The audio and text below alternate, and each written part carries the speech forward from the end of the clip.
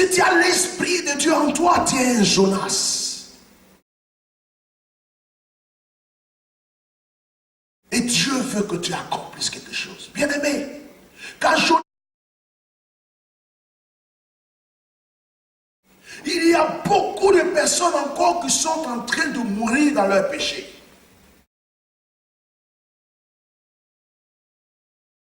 Tu peux vraiment pousser des cris de joie, battre les mains, élever la voix, battre les mains et dire merci Jésus, le glorifier par une acclamation. On verra que ce matin tu acclames le Seigneur. S'il vous plaît, on va acclamer les choses de ce monde. Acclamons notre Jésus. Il est au-dessus de toutes les choses. Alléluia. Il fait des choses merveilleuses pour nous. Le frère est venu rendre témoignage tout à l'heure en disant: tout ce que je demandais à Dieu, il m'a donné. Cette parole m'a touché. Il n'a pas dit certaines choses que j'ai demandé à Dieu. Il dit tout ce que je lui ai demandé, Dieu m'a exaucé. Bien-aimé, avant que le frère y rentre ici, il était en train de lutter pour des situations où il se posait beaucoup de questions. Le frère vient, nous prions, il entame, il continue ses démarches et Dieu accélère les choses. Alléluia. Ce Dieu-là que nous adorons est capable de tout. Il peut tout. Il fait les choses quand il veut, comme il veut, même s'il tarde. Ce n'est pas parce qu'il ne le fera pas, mais c'est parce qu'il attend son temps pour agir. Alléluia. Gloire à Jésus. Nous allons prier pour la parole de Dieu. Père, je voudrais que tu m'utilises comme un instrument ce matin. Que ma personne soit effacée. Que mon être disparaisse. Que mes pensées disparaissent. Mais que ce soit toi, Jéhovah. Toi le Dieu, l'unique, le seul, vrai Dieu. Tu parles à travers ma bouche. Que nos cœurs soient vivifiés. Et que nos cœurs soient touchés. Afin que sortant d'ici, Seigneur, nous ayons une nourriture solide. Une nourriture, Seigneur, qui remplisse notre âme pour le restant de nos jours. À toi seul la gloire, au nom de Jésus. Amen. Amen. Gloire à Dieu. Amen. Ce matin, j'ai reçu un message qui fait partie d'un livre de la Bible. Un livre qui a seulement 4 chapitres. Et un livre qu'on peut lire en entier tellement que l'histoire, elle est passionnante. Et le titre du livre de cette histoire, c'est le nom de celui-même qui est concerné dans l'histoire. Et quand tu le lis du début jusqu'à la fin, tu as envie de le relire. C'est parfois rigolo, c'est parfois intriguant, mais il y a beaucoup d'enseignements dans cette histoire. Ce matin, je vais te parler de Jonas. C'est pourquoi le thème de mon message ce matin, c'est où sont les Jonas? Où sont les Jonas? C'est une histoire que nous aimons lire. C'est une histoire que nous racontons souvent aux enfants. C'est une histoire que nous avons l'habitude de raconter à certaines personnes qui ne veulent pas obéir à la volonté de Dieu, ou pour motiver les évangélistes, pour dire allez-y prêcher, allez-y parler de Dieu, allez-y chercher des âmes. Mais dans cette histoire se cachent beaucoup de choses. Des choses qui peuvent nous faire comprendre comment est-ce que nous devons marcher avec le Seigneur. Bien-aimés, lorsque nous prenons le livre de Jonas, à partir du chapitre 1, nous voyons que la Bible dit la parole de l'Éternel fut adressée à Jonas. Est-ce que quelqu'un peut répéter la parole de l'Éternel? La parole de l'Éternel. Encore une fois plus forte. Est-ce que quelqu'un peut répéter la parole de l'Éternel? La parole de l'Éternel. Amen. La parole de l'Éternel fut adressée à Jonas, fils d'Amittai, en ces mots. Lève-toi, va à Ninive, la grande ville, et crie contre elle, car sa méchanceté est montée jusqu'à moi. Et Jonas se leva pour s'enfuir à Tarsis, loin de la face de l'Éternel. Il descendit à Jaffo Et il trouva un navire qui allait à Tarsis. Il paya le prix du transport et s'embarqua pour aller avec les passagers à Tarsis, loin de la face de l'Éternel. Alléluia. Mais l'Éternel fit souffler sur la mer un vent impétueux. Il s'éleva sur la mer une grande tempête. Le navire menaçait de faire naufrage. Les mariniers eurent peur. Ils imploraient chacun leur Dieu. Et ils jetaient dans la mer les objets qui étaient sur le navire afin de le rendre plus léger. Jonas descendit au fond du navire, se coucha et s'endormit profondément. Le pilote s'approcha de lui et lui dit: pourquoi dors-tu? Lève-toi, invoque ton Dieu. Peut-être voudra-t-il penser à nous et nous ne périrons pas. Et il se rendit l'un à l'autre, venait et tirant au sort pour savoir qui nous attire ce malheur. Il tirait au sort et le sort tomba sur Jonas. Alors il lui dit: dis-nous qui nous attire ce malheur. Quelles sont tes affaires? Et d'où viens-tu? Quel est ton pays? Et de quel peuple es-tu? Il leur répondit: je suis hébreu. Et je crains l'Éternel, le Dieu des cieux, qui a fait la mer et la terre. Ces hommes eurent une grande frayeur et il lui dit: pourquoi as-tu fait cela? Car ces hommes savaient qu'ils fuyaient loin de la face de l'Éternel parce qu'il le leur avait déclaré. Il lui dit: que te ferons-nous pour que la mer se calme envers nous? Car la mer était de plus en plus orageuse. Il leur répondit: prenez-moi et jetez-moi dans la mer, et la mer se calmera envers vous. Car je sais que c'est moi qui attire sur vous cette grande tempête. Ces hommes ramaient pour gagner la terre, mais ils ne le purent. Ils ne le purent parce que la mer s'agitait toujours plus contre eux.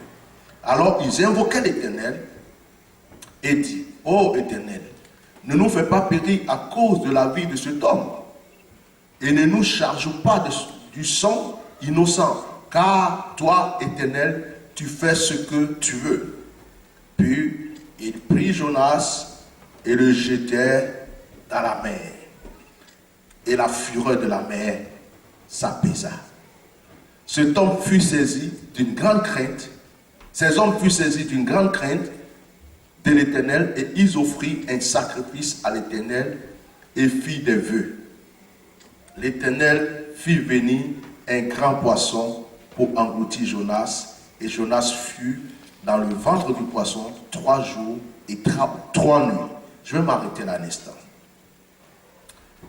Bien-aimés, voici l'histoire, comment elle débute. Dieu, un jour, prend la décision d'appeler une personne. Cette personne s'appelle Jonas. Et le Seigneur va lui dire: lève-toi, va à Ninive. Car le péché de ce peuple-là, le sang versé dans ce peuple, le cri de leur péché est monté jusqu'à moi. Donc va à Ninive dans le but de leur dire d'arrêter de pécher. Parce que si tu ne vas pas à Ninive, Jonas, un grand malheur risque d'arriver sur Ninive. Mais je t'envoie d'abord, toi, Jonas, va à Ninive. Va dire à Ninive que je suis Dieu et que je vois le péché qu'ils commettent et quelque chose va se passer alors qu'ils se répandent. La Bible dit, Jonas, lorsqu'il a entendu la voix de Dieu, il a fait une chose. Il a obéi à la première chose que Dieu a dit. Dieu dit: lève-toi. Il s'est levé, effectivement. Ça veut dire qu'il était soit assis, il était soit couché, ou il était dans une position où il était obligé de se lever de toute façon. Donc Jonas se fait quoi? Il se lève. Il se lève. Normalement, quand tu entends lève-toi, et que la Bible dit Jonas se leva, si tu ne lis pas la suite, tu te diras, bon, il s'est levé, il est là à Ninive. Mais la Bible dit Jonas se lève et pif, il prend la fuite. Dieu vient, il choisit quelqu'un. Il te dit, je t'envoie faire ceci. En fait, la personne se lève et il se met à courir. Ça veut dire quoi? Ça veut dire que là où tu veux que je parte, en tout cas, je n'irai pas. Je ne suis pas d'accord avec toi, Dieu. Je crois que cette fois-ci, tu t'es trompé de personne. Quand vous lisez cette histoire, on va continuer tout à l'heure, vous allez voir. Vous lisez cette histoire, vous vous rendez compte que c'est un homme, ce Jonas, qui est en train de, en quelque sorte même, jouer avec Dieu, de se rébeller contre Dieu. Parce que là où Dieu l'envoie, il ne veut pas aller là-bas. Mais bien aimé, si Dieu vient appeler Jonas pour aller à Ninive, c'est que Dieu a eu l'habitude de confier des missions à Jonas. Vous êtes d'accord avec moi? La Bible ne nous dit pas que Jonas avait refusé d'autres missions. Mais cette mission-là, que Dieu confie à Jonas, c'est la mission que Jonas ne veut pas. Parce que le peuple de Ninive était un peuple rempli de péchés. Le peuple de Ninive était un peuple qui n'était pas en accord avec le peuple de Jonas, avec les enfants d'Israël. C'est un peuple qui vivait dans l'abomination. C'est un peuple qui mangeait des viandes sacrifiées. C'est un peuple qui commettait la pédophilie. C'est un peuple qui commettait l'homosexualité. C'est un peuple qui acceptait toutes les choses malsaines. C'est un peuple qui acceptait qu'un homme se marie avec un animal. C'est un peuple qui acceptait que quelqu'un tue quelqu'un, son voisin en pleine rue, sans même intervenir. Le péché régnait dans ce peuple. Jonas ne pouvait pas accepter de sentir le péché de Ninive. Il ne pouvait pas accepter de mettre ses pieds à Ninive. Pour lui, arriver à Ninive, c'est comme s'il était allé se souiller. C'est comme s'il était allé, faire quelque chose que dans sa vie, il n'aurait jamais voulu faire. Il dit, non, Seigneur, tu peux tout me demander. J'irai faire tout ce que tu me demandes. Mais aller à Ninive, pour leur dire de se repentir, je n'irai pas. Je préfère m'enfuir. Alors que Jonas savait que Dieu voit tout, Dieu sait tout, Dieu peut tout, mais il essaye quand même de s'échapper. Quand il lit et que tu te renseignes sur le nom Jonas, qu'est-ce que ça veut dire? Jonas veut dire en araméen baleine. Et en hébreu, ça veut dire colombe. Jonas veut dire colombe. Donc le thème du message, c'est où sont les Jonas? Colombe veut dire quoi? Quand vous retournez encore plus loin, vous vous rappelez que lorsque Dieu a fait venir le déluge au temps de Noé, c'est la colombe qui est venue signifier à un certain moment à Noé que c'est bon, l'eau a diminué au-dessus de la terre en ramenant quoi? Une feuille de... Je ne vous entends pas. J'ai des gens qui lisent vraiment la Bible ici. C'est sur le logo même du ministère. Amen. Tu connais? La colère, Olivier. Merci. Une feuille d'olivier. Il a envoyé ça pour dire à Noé, l'eau a diminué. Et cette même colombe, vous allez la voir où encore? On va la voir au baptême de Jésus. Lorsque Jésus est baptisé, la Bible dit qu'en sortant de l'eau, le Saint-Esprit va venir en forme de colombe. Donc, si j'étudie bien cette histoire de la colombe, ça veut dire que la colombe dans la Bible a annoncé la paix, a annoncé la fin de la colère de Dieu. La colombe, en fait, était en quelque sorte un messager de Dieu. La colombe était le symbole du Saint-Esprit. Afin que Jésus ne rentre dans son ministère, la colombe est d'abord descendue sur lui. Et vous allez voir que les disciples de Jésus, avant qu'ils commencent à prêcher, la Bible dit que le jour de la Pentecôte, le Saint-Esprit est descendu du ciel. Donc c'est cette colombe qui est venue en effusion dans la vie. Donc la colombe représente quoi? Le Saint-Esprit. La colombe représente la puissance qui va racheter les âmes. Donc Jonas lui-même, en lui seul, on l'a appelé Jonas, lui-même il représentait en son temps en quelque sorte le Saint-Esprit. Il représentait en quelque sorte le pouvoir qui pouvait racheter les âmes. Jonas savait la puissance que Dieu lui avait donnée. Jonas connaissait la signification de son nom.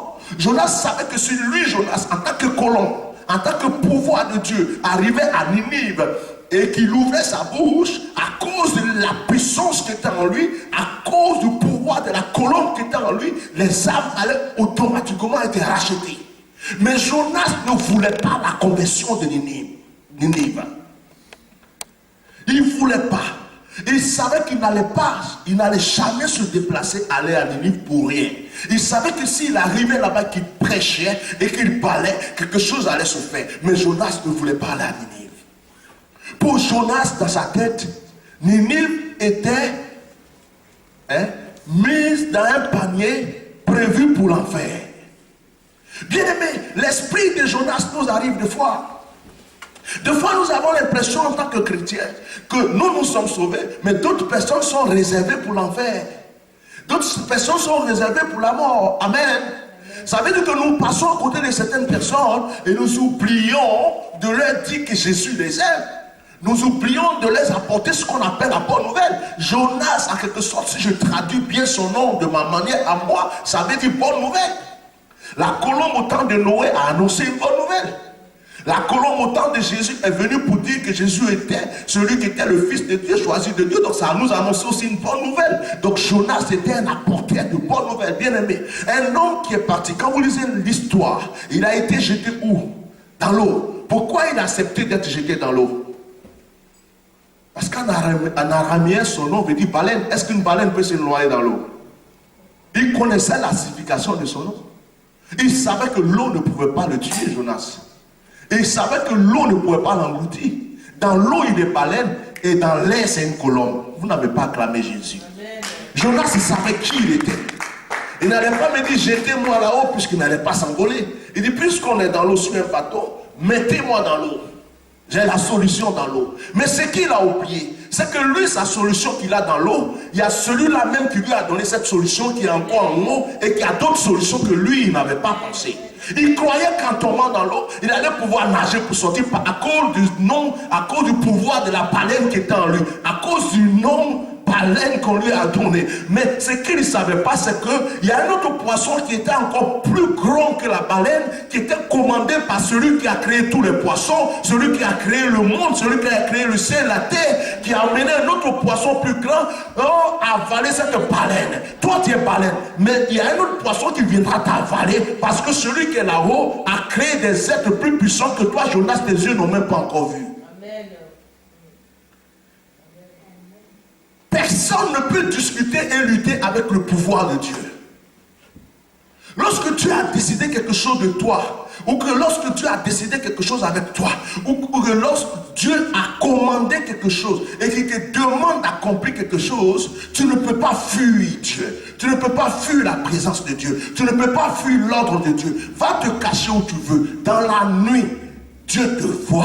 Dans un trou, Dieu te voit. Creuse un trou. Dans un trou noir. Cache-toi. Dieu viendra avec sa lumière te prouver qu'il te voit partout. Jetez-moi. D'abord, quand la mer a commencé à rougir et que la tempête a commencé, qu'est-ce qui s'est passé? Jonas ne s'est pas inquiété. Il savait que c'était lui, la personne qui créait les problèmes. Mais il ne s'est même pas inquiété. Vous savez, c'est étonnant cette histoire. En fait, tous ceux qui étaient là, Jonas ne se demandait pas, mais est-ce qu'eux, ils ont le pouvoir? Est-ce qu'ils ont la force de nager? Est-ce qu'ils savent nager? Mais il s'est dit, moi de toute façon, de l'autre côté, on m'appelle baleine. Si je ne suis pas dans l'eau, de l'autre côté, on m'appelle colombe. Moi, je n'ai rien à craindre. Je suis dans l'eau, ça peut aller pour moi. Hors de l'eau, ça peut aller pour moi. Eux qui se débrouillent. Et il va se coucher. pendant que les autres sont en train d'invoquer leur faux Dieu, Jonas va dormir. Jusqu'à ce qu'on aille le chercher en dessous pour dire, mais comment ça se fait que tu ne viens pas prier ton Dieu? Peut-être que ton Dieu t'écoutera. Mais Jonas savait que son Dieu allait réellement l'écouter. Mais il savait qu'aussi, il y avait un problème entre son Dieu et lui.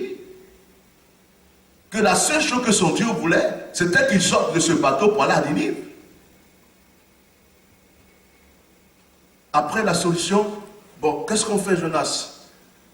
Les gens ne voulaient même pas le jeter dans l'eau. Vous voyez, avant même de le jeter dans l'eau, ils ont prié. Des païens qui ont prié à cause de Jonas. Si vous voyez la Bible, ils ont prié d'autres dieux. Ça veut dire que ce n'était pas des gens qui croyaient au Dieu de Jonas. Vous êtes d'accord avec moi? Vous êtes d'accord avec moi? Ils avaient leur Dieu à eux, des faux dieux. Ils ont imploré leur Dieu. Leur Dieu n'a pas donné de solution. Mais à cause de Jonas, ils vont reconnaître qu'il y a un autre Dieu au-dessus, hein, de tous les faux dieux. Donc, avant de jeter Jonas dans l'eau, qu'est-ce qu'ils vont faire? Ils vont prier Dieu. Ils vont demander pardon à Dieu. Que son sang ne nous retombe pas là-dessus. Parce qu'eux, ils ne savaient pas que Jonas allait vivre. Pour eux, ils étaient en train de tuer quelqu'un. Ah, Éternel, tout ce que tu veux faire, tu le fais. Tu es un Dieu vraiment, on ne peut pas se frotter à toi. Pourquoi ils font ça? Pourquoi ils parlent comme ça? Parce qu'ils ont déjà entendu les échos de ce que Dieu a fait. Ils ont entendu que c'est ce Dieu qui a délivré le peuple d'Israël. Ils ont entendu que c'est ce Dieu qui avait envoyé le déluge. Ils ont entendu que ce Dieu avait le pouvoir de tout faire, qu'il a créé le ciel et la terre. Même si eux ne l'adoraient pas. Je vais dire quelque chose à quelqu'un ce matin. Les païens savent qui tu adores. Les païens, même s'ils ne croient pas en ton Dieu, ils savent que le Dieu que tu adores, est le créateur du ciel et de la terre. Même s'ils ne veulent pas croire en ton Dieu, ils savent effectivement que ce Dieu existe. Mais par ton comportement, ils auront la force un jour de parler à ce Dieu.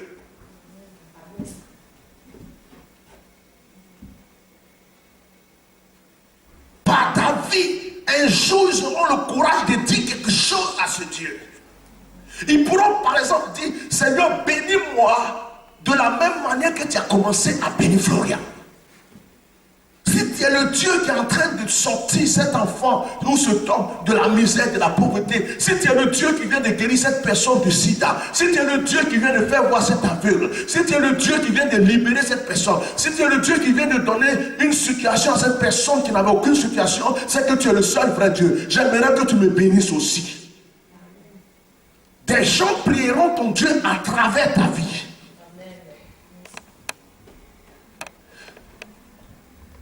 Lorsque Jonas est sorti en dessous du bateau, Jonas n'a pas menti. Il ne les a pas dit non, moi je n'ai pas de Dieu. Il a témoigné de son Dieu. Vous savez pourquoi? Parce que Jonas n'avait pas le choix que de parler de Dieu. Jonas était un évangéliste. Jonas ne pouvait pas rester sans prêcher Dieu. C'est d'ailleurs pour ça qu'il s'est caché. Quand il est arrivé, quelqu'un d'autre pouvait mentir. S'il voulait vraiment continuer son plan du fugitif, il pouvait continuer à mentir. Il pouvait dire par exemple, écoutez, je ne sais pas, mais moi je n'ai pas de Dieu. Jonas pouvait le dire, moi je n'ai pas de Dieu. Vous adorez vos dieux, mais moi je suis quelqu'un. Et il y a des gens qui disent qu'ils n'ont pas de Dieu.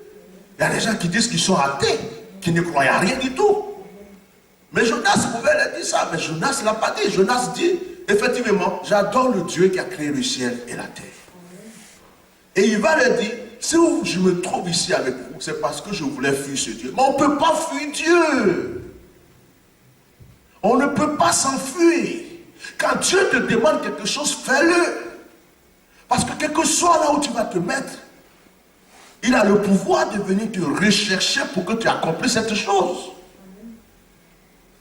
Vous savez que deux fois, nous mettons beaucoup de personnes en péril à cause de notre vie. Ça ressemble un peu quand Dieu te dit prie pour telle ville. Prends par exemple un jour de jeûne chaque semaine pour prier pour la ville où tu vis. Et tu dis non Seigneur, qu'ils fassent ce qu'ils veulent. De toute façon, ils aiment bien traîner dans les bars, ça c'est le problème. Moi je ne prie pas pour eux. Le Seigneur dit, je te redemanderai son sang. Tu as refusé de prier. À cause de toi aujourd'hui, il y a un qui est mort dans un accident. Mais il n'a pas été converti avant sa mort. Alors que ta prière pouvait le préserver. Mais tu as refusé de prier. Quand Dieu dit, parle de moi à ton voisin. Non Seigneur, ceux-là, chaque fois qu'il me voit avec une Bible, il se moque de moi. Mais qu'il se moque de toi. Dieu te dit pas, je vais te considérer parce qu'ils se sont moqués de toi. Il te dit, parle-leur de moi. Il dit, si je te dis que le méchant doit mourir, et que tu ne le dis pas, et qu'il meurt, son sang, je vais te réclamer son sang. Mais si tu lui dis, et que cette personne ne te coûte pas, et qu'il meurt, le Seigneur dit, alors là, tu t'es lavé les mains. Jonas avait une seule chose à faire, se lever, aller à Ninive, et dire à Ninive, répandez-vous.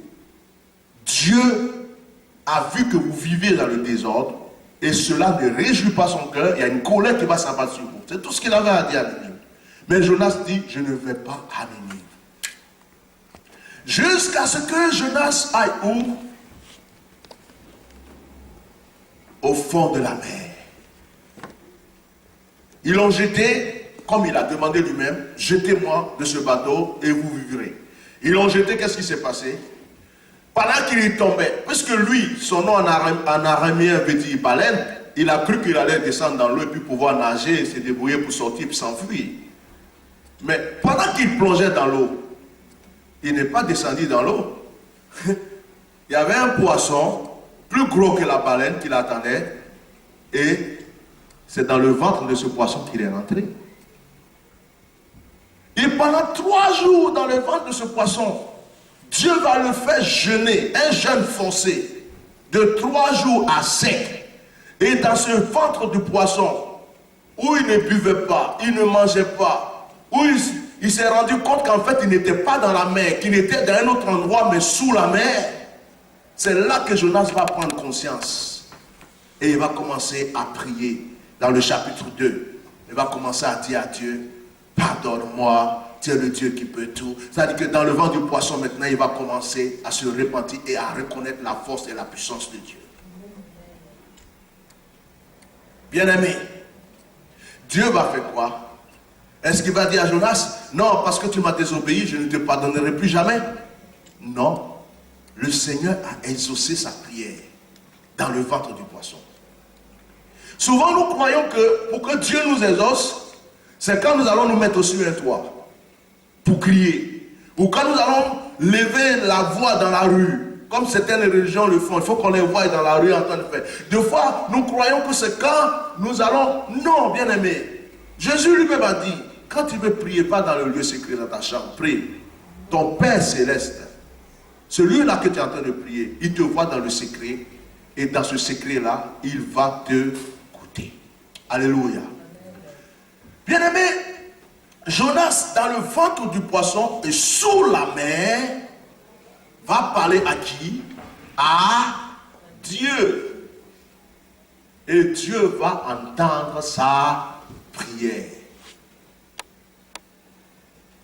Dieu, quand il a entendu la prière de Jonas, est-ce qu'il a dit, bon, maintenant que tu m'as prié, la mission est annulée?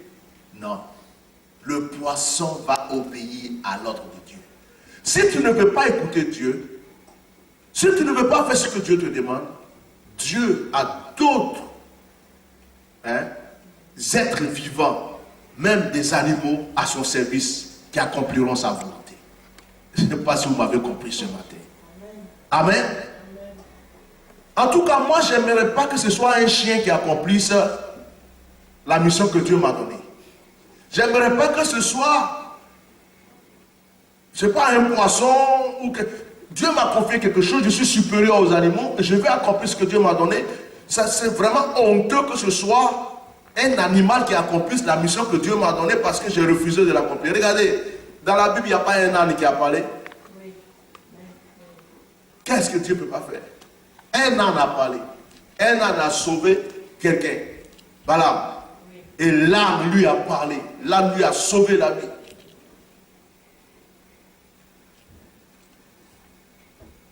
Ce que tu ne veux pas faire, Dieu te dit fais-le. Tu dis non, je ne veux pas le faire. Ce n'est pas parce que Dieu ne peut pas prendre une autre personne pour le faire. Mais si Dieu insiste que tu le fasses, c'est parce que Dieu sait que ta bénédiction vient de là. Amen. Amen. Même quand tu dois par exemple faire une offrande pour l'œuvre de Dieu, et que Dieu te dit fais-le, si tu crois que c'est parce que si toi tu le fais, ça va avancer, toi tu ne le fais pas, ça va avancer. Dieu dit, mais tu as oublié que j'ai créé le ciel et la terre. Je suis capable de tout. Quand le Seigneur te dit jeûne, le Seigneur peut prendre une seule personne dans l'église pour dire, écoute, jeûne une semaine en cachette pour l'église, sans même qu'on sache que tu es en train de prier. Tu dis, non, non, Seigneur, je ne veux pas. Tu ne le feras pas. Dieu prendra une autre personne pour le faire. Parce que Dieu peut prendre qui il veut, quand il veut, où il veut, pour accomplir ce qu'il veut. Jonas va être dans le ventre du poisson. Lui qui a voulu prendre un bateau pour aller ailleurs, va maintenant avoir un bateau spécial, mais un bateau sous-marin, un bateau vivant sous-marin. Et ce bateau va l'amener où? Pas dans la destination où lui voulait aller avant. Ce bateau va l'amener là où il ne veut pas aller. Ce bateau va le ramener à Ninive. Pas à Tarsis, mais à Ninive. Là où il ne voulait pas aller. La Bible dit que le poisson va le cracher sur la plage. Je suis sûr que normalement, quand il a été craché, il s'est dit, ouf, enfin, c'est bon. Mais au moment où il lève la tête, il voit un panneau marqué, bienvenue à Ninive. Alléluia. Vous êtes dans la ville du péché. La Bible dit qu'il n'a pas eu quoi? Le choix. Il rentre à Ninive, il ouvre la bouche, parce qu'il était le symbole du Saint-Esprit, il était le symbole du messager, il était le symbole du message de paix. Il ouvre la bouche, il parle. La Bible dit que le roi a entendu ce que Jonas est venu dire. Et le roi a ordonné que tout le peuple, tout un pays entier se mette à jeûner et à prier. Et la Bible dit que même les enfants qu'on faisait, qui prenaient la tétée, ont jeûné. Et même les animaux ont jeûné. Le peuple de Ninive s'est repenti. Où sont passés les Jonas? Où sont passés ceux qui ont l'Esprit de Dieu pour racheter les âmes? Où sont passés ceux sur qui Dieu veut compter pour sauver des cœurs, des vies et racheter des villes? Où sont les Jonas de Châtellerault? Où sont les Jonas de la France? Où sont les Jonas du monde entier?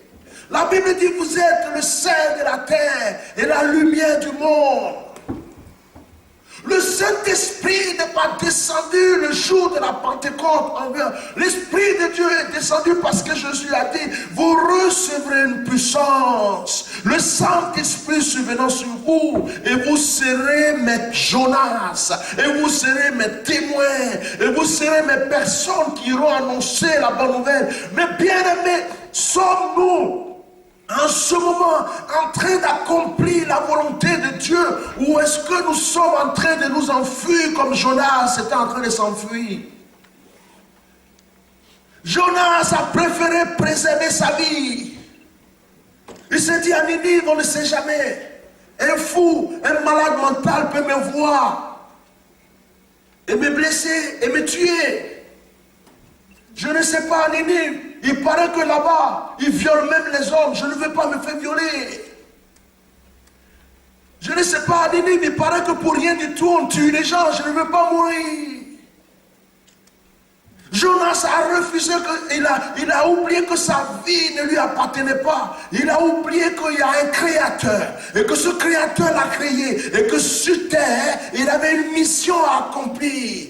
Le nom Jonas qu'il portait n'a pas été donné par hasard. Lorsqu'il est sorti du ventre de sa mère, ses parents ont décidé de l'appeler Jonas. Et ce nom a eu un pouvoir et un impact sur sa vie. Vous savez, c'est Dieu qui nous inspire de fois le nom que nous donnons à nos enfants. Jean-Baptiste, l'ange a dit, il s'appellera Jean-Baptiste. Jésus, l'ange a dit, il s'appellera Jésus. Moïse, sauver des eaux. Celui qui va sauver aussi le peuple d'Israël.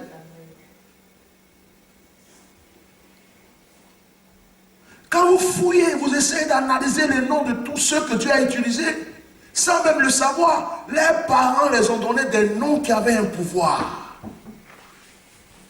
Quand tu comprends que Jonas veut dire colon en hébreu, tu peux te poser la question, est-ce que c'est quand il était grand déjà, ou c'est un nom spirituel que Dieu lui a donné? Non, il est né avec ce nom, on l'a nommé Jonas.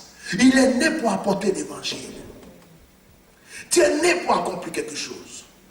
Tu es venu sur cette terre pour accomplir quelque chose. Et encore, je vais te dire, de mieux en mieux, que le Seigneur t'a sauvé pour que tu puisses être son Jonas. La personne qui va être capable d'aller là où Dieu veut que tu ailles. Apporter la parole que Dieu veut que tu apportes. Apporter la paix que Dieu veut que tu apportes. Qui d'entre vous a souvent l'initiative de dire, je prends ma Bible. Aujourd'hui, je prie que Dieu m'oriente. Et le Saint-Esprit te dit, rentre à l'hôpital. Rentre dans les chambres, tu connais ou pas. Demande, est-ce que vous voulez que je prie avec vous? Ou que tu pries pour les gens, même sans savoir s'ils sont guéris ou pas, que tu rentres. Qui d'entre vous a l'initiative un jour de dire, oh, je prends ma Bible, je vais aller rendre visite dans ce quartier, je sens que Dieu veut que je parle à quelqu'un. Et puis comme ça, tu vas sonner chez quelqu'un, la personne va te dire, effectivement, ça tombe bien, j'ai pas la paix du cœur, je pensais au suicide. Si vous n'étiez pas venu sonner à ma porte, je crois que demain, je ne serai plus vivant parce que je pensais même à me suicider cette nuit. La colombe, le symbole de cet esprit, cet oiseau qui a annoncé à Noé que la colère de Dieu s'était apaisée. Cet oiseau qui a annoncé à Noé que les eaux qui détruisaient la terre ont disparu. Cette colombe qui est venue sur la tête de Jésus. C'est toi aujourd'hui. Si tu as l'Esprit de Dieu en toi, tu es un Jonas. Et Dieu veut que tu accomplisses quelque chose. Bien-aimé, quand Jonas est allé à Ninive, et que Jonas a prêché, et que la ville s'est répandue, la Bible dit que Jonas n'était pas content. Jonas n'était pas content. En fait, c'est ce qu'il ne voulait pas que Dieu a fait. Un évangéliste qui prêche, et pendant qu'il est en train de prêcher pour que des gens se convertissent, au fond du cœur, il n'a pas envie que les gens se convertissent. Vous ne trouvez pas que c'est bizarre? En fait, il a fait l'œuvre de Dieu à contre-cœur. Vous me comprenez? Puisque Dieu veut que je parle. Mais son cœur n'était pas dans la chose. Mais malgré que son cœur n'était pas, comme Dieu voulait sauver cette ville, Dieu a sauvé la ville. Il y a beaucoup de personnes encore qui sont en train de mourir dans leur péché. Il y a beaucoup de personnes qui sont en train de mourir dans la souffrance. Il y a des gens aujourd'hui qui sont en train de faire la guerre des religions.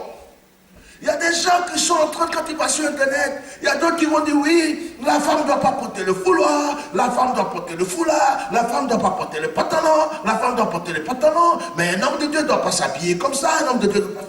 Dieu s'en fout de toutes ces choses maintenant. Il dit, allez-y, apportez la bonne nouvelle, arrachez les âmes qui sont sous l'emprise du diable.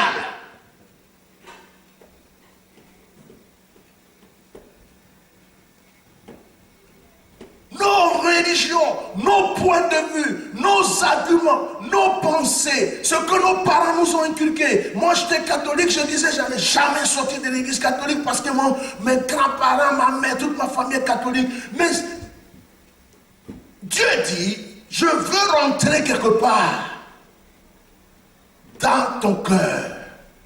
Et si je rentre dans ton cœur, je veux que tu ailles me présenter aussi à un autre cœur. C'est pourquoi Jésus a dit, vous serez mes disciples Mais il a bien précisé que nous irons aussi pour faire des disciples. S'il n'y avait pas eu des disciples qui avaient fait des disciples, pour qu'il y ait des disciples qui ont fait des disciples, aujourd'hui je ne serai pas un disciple. Et tu ne serais pas non plus toi aussi un disciple.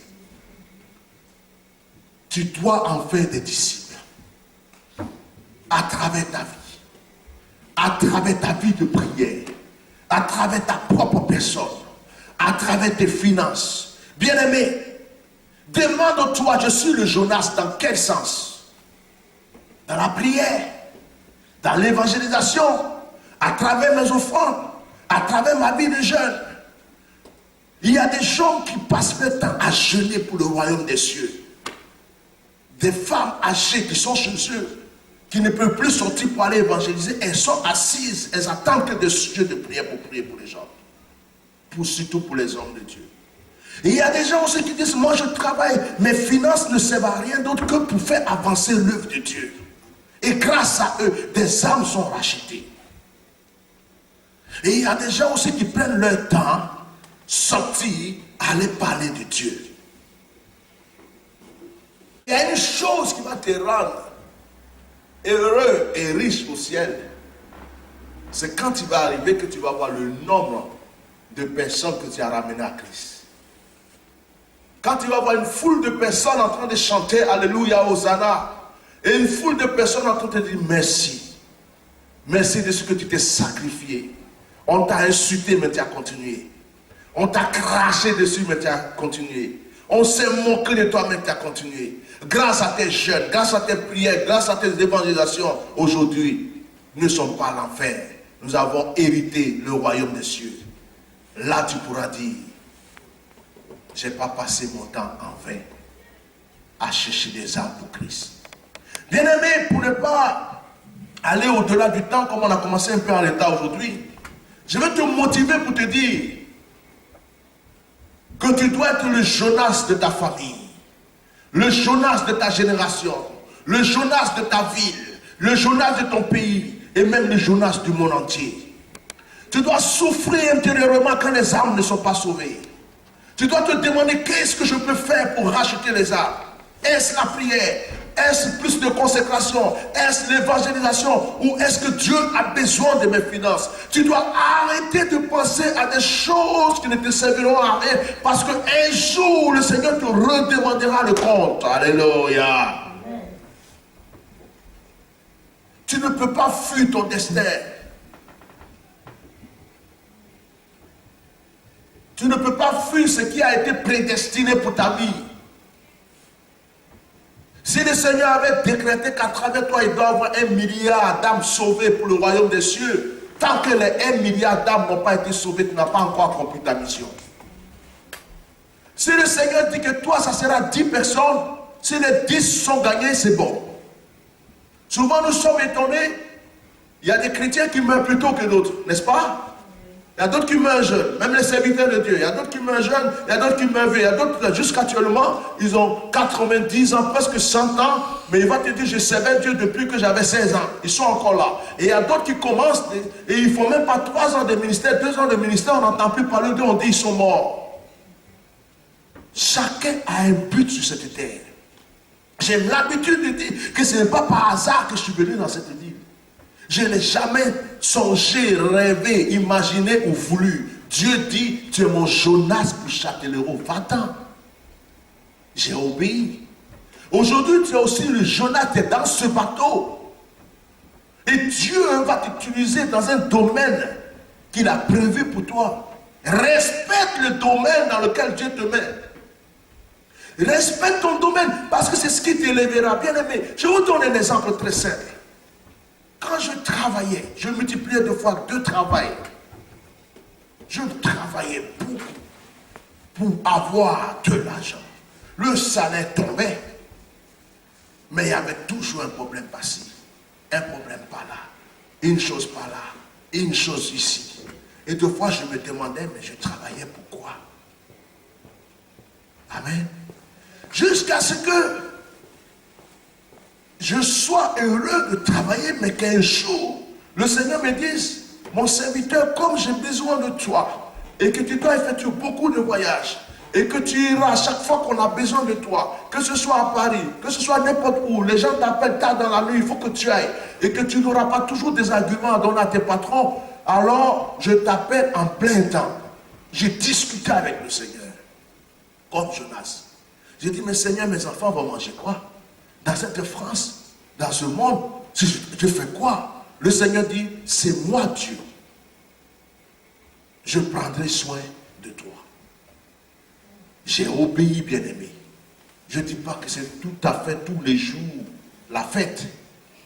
Mais vivre par la foi, ce n'est pas n'importe quoi. C'est quand tu n'en as pas pleuré devant Dieu. Seigneur, et puis tu ne sais pas quand il va te répondre. Tu te dis, j'ai prié, j'attends, je crois. Et puis, soit ça vient au moment où tu veux, soit ça ne vient pas, soit tu attends. Mais tu sais que Dieu t'a promis et il le fera. Mais je vous assure que depuis que j'ai décidé d'accepter de vivre par la foi, Dieu prend soin de moi-même plus qu'avant où je travaillais et que je touchais énormément d'argent. Ou quand tu prends les fiches de paie, tu comptes comme ça, tu dis je suis content. Mais tu te demandes après l'argent est parti. Rarement les enfants à l'hôpital. Moi-même, je ne sais pas combien d'années ça fait que je ne suis pas allé à l'hôpital. Si je vais à l'hôpital, c'est moi-même qui appelle le médecin juste parce que j'ai besoin d'un massage ou je veux un peu de Doliprane ou un peu de vitamine, quelque chose comme ça. Mais sinon, je me repose bien, je prie, il n'y a pas de souci. Dieu prend soin de toi quand tu es dans le domaine où Dieu veut que tu sois. Amen. Ne nous laissons pas influencer. Je vais terminer ce message en te disant quelque chose. Est-ce que quand Dieu a appelé Jonas, il a appelé quelqu'un avec Jonas? Il a appelé Jonas comment? Tout seul. Et Jonas tout seul a fait quoi? Il a gagné une ville entière. Souvent nous croyons que quand Dieu nous a appelés pour quelque chose, nous avons besoin de la tante, nous avons besoin de cousin, nous avons besoin de telle personne. Oui, ceux que Dieu a prévu qui t'accompagnent dans la chose viendront. Amen. Mais ce n'est pas à toi de chercher par des moyens humains et humaines des solutions. Hein? Laisse Dieu, il t'a appelé, va, fais ce qu'il t'a dit de faire, il trouvera les autres solutions. Amen. Gloire à Dieu. Il y a des poissons dans la mer qui vont te présenter à Ninive. Il y a des animaux qui sont prêts à t'obéir. Il y a des banquiers qui sont prêts à te soutenir.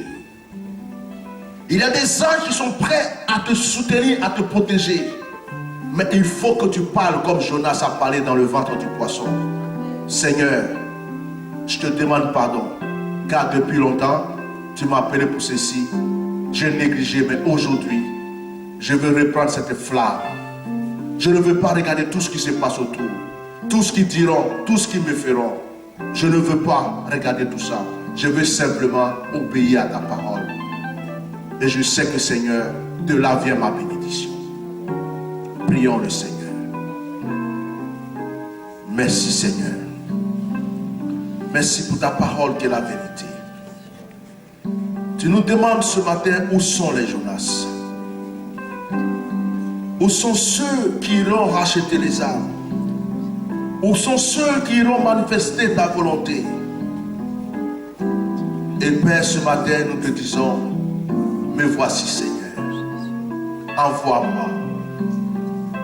Me voici Seigneur, utilise ma vie de prière, utilise ma vie de consécration, utilise mes paroles, mon évangélisation, ma personne, mes finances, tout ce que tu veux, Père, pour que des âmes soient sauvées.